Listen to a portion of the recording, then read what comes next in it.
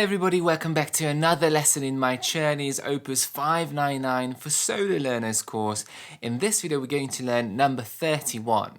Don't forget to subscribe if you haven't already done so, and if you like what you see, give this video a thumbs up. Also, I offer online piano lessons. If you're looking for one, there's going to be information below. And if you'd like to get this very special edition of Opus 599 specifically for solo learners, there's going to be links to that below too. So number 31 is a great study in sixths and thirds and wrist staccatos and very quick triplet accompaniment patterns and kind of balancing the two together. So the piece is in 3/4, 3 quarter notes in every beat. Both hands are still in the treble clef. And as you can see, the right hand plays the tune all the way through, and the left hand is playing the primary chords of C major in a very kind of continuously flowing triplet pattern. So let's start with the left hand, and then we're going to talk a little bit more about the right hand as it's a little bit more difficult. We're going to start with the first 2 lines, so until the repeat sign, the first 8 bars. We start in the middle C position. Let's block out the chords so we really know what we're playing before we put on the triplet pattern. The first bar is a C major chord, C, E, G, 1, 3, 5. The second bar is the same, the third bar is the same, and the fourth bar is a G chord, B, D, G, 1, 3, 5. Bar 5 is the same, bar 6 is the same, and bar 7 is a G7 chord, G, D, F, 1, 2, 5, and going back to C major for the final chord. So very, very simple, 3 chords, C, G, and G7. Now, as always, the fingering is a suggestion only. The one in the book gives you a very good starting point. If some sections of it feel uncomfortable, then change it to something that feels more comfortable to the shape of your hand. But make sure that the articulation, legato, staccato is manageable with whichever fingering you choose. So let's see. Now, the difficulty in these triplet patterns is that they go on for a very long time, and many times they can become uneven or they can be very accented. Certain notes get an accent that shouldn't get an accent. So we want to play with a very rounded hand, soft wrist, and some kind of movement rotation because we're going from the bottom to the top. So the pattern goes C, E, G, C, E, G. So kind of bottom, middle, top, and we're going from finger 5 to finger 1. So rounded hands, playing with the fingertips and keeping it very soft. That's going to allow you to play tension-free, which in turn is going to allow you to play evenly. The key thing here is to keep the triplets even so it doesn't become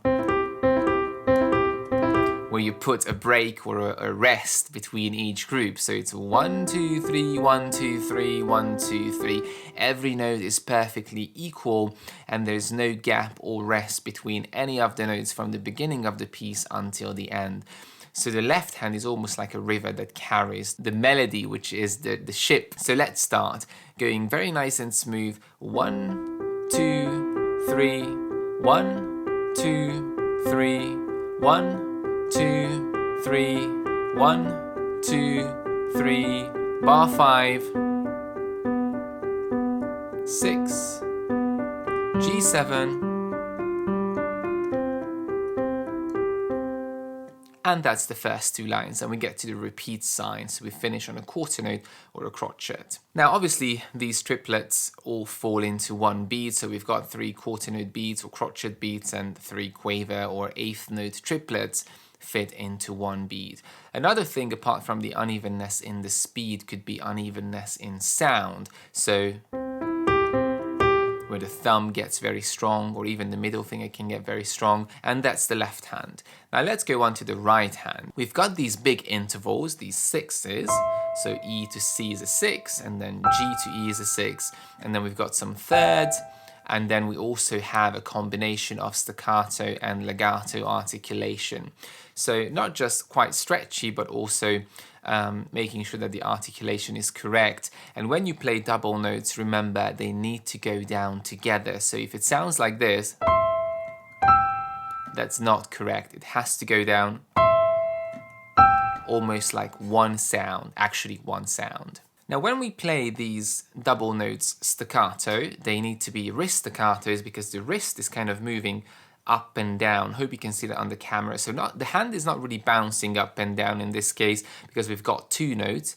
If you have a full chord, like for example a C major chord, that would be more of a forearm staccato because the hand bounces up. But when we have two notes, especially at the extremities of the hand, then it's more of a wrist staccato. So the wrist is moving up and down and the forearm is not moving too much. And that's kind of an important distinction between the two kinds of staccatos. So let's see, we're going to start on E and C. I'm going to start 1-4, but if you have smaller hands, you can start 1-5. So 1, 2, 3, and then a 1, 2, and 3. Here we have our legato.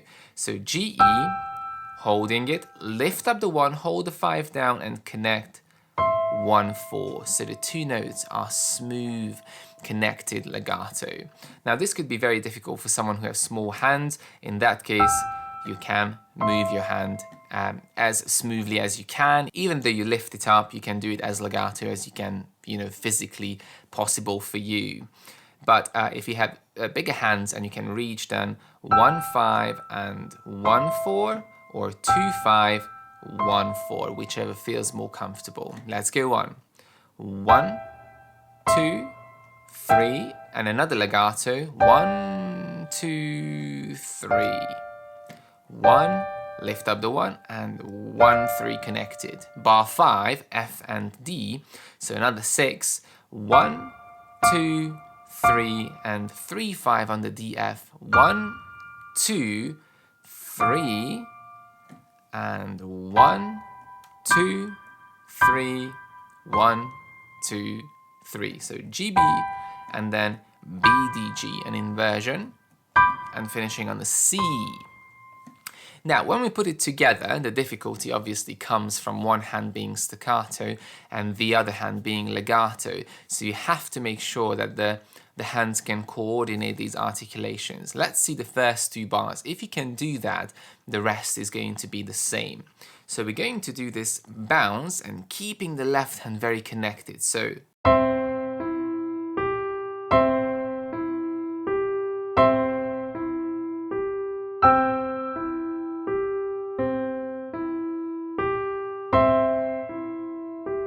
and that's it. So that was extremely slow motion. That's why I lifted my hand quite high up. And what you want to do is when you bounce up with that right hand, carry on connected. Don't let the hand bounce up, because that's not what you need to do. Keep the left hand legato and the right hand staccato. Do it very slowly, concentrated. If you can do that very slowly on 2 bars, you can do it on the entire piece, and then eventually you can go faster. So hands together. 1, 2, 3. 1, 2, 3. 1, 2, 3. 1, 2, 3. 1, 2, 3. 1, 2, 3. G7 and C. Another thing that I forgot to mention is when you have these 2 note slurs, so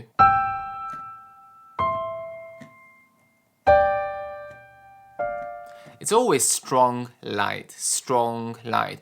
So the first one is going to be stronger and the second one is going to come a little bit quieter, resting on that note. So don't ever push the last note of the 2 slurs like or. We don't need that. That's the end of the bar and also the end of a slur. So we always want to round off. So strong, light, strong, light. Let's move on to the second section, bar 9 until the end. Again, let's play through the left hand. We have a new chord, chord 4, which is C, F, A, 1, 2, 5. Then in bar 10, back to C major. Then F major again, chord 4. Back to 1, 3, 5. Then a G major, B, D, G. Back to C. G7 and C.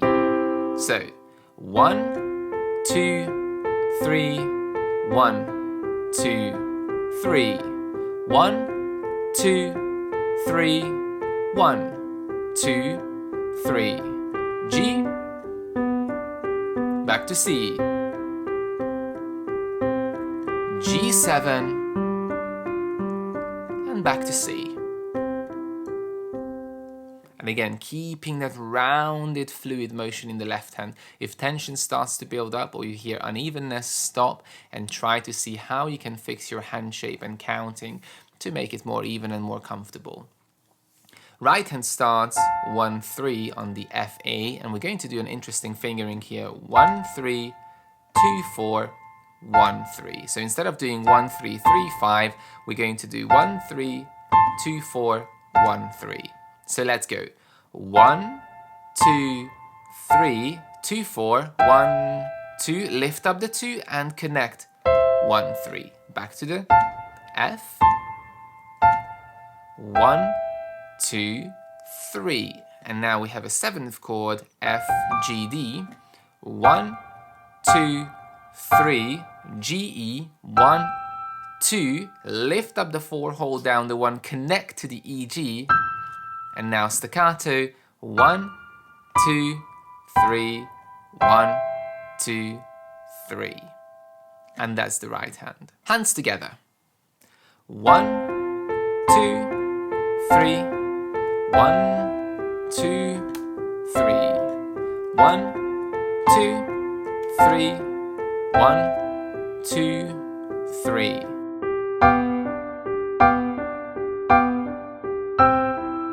Connect, staccato, G7, C,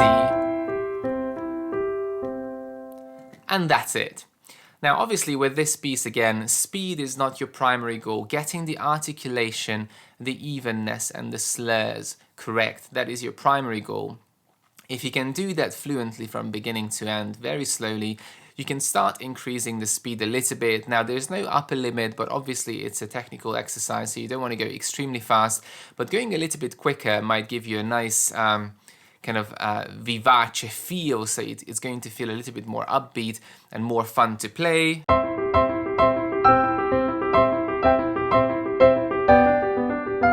But only do that when you're really comfortable at slower speeds.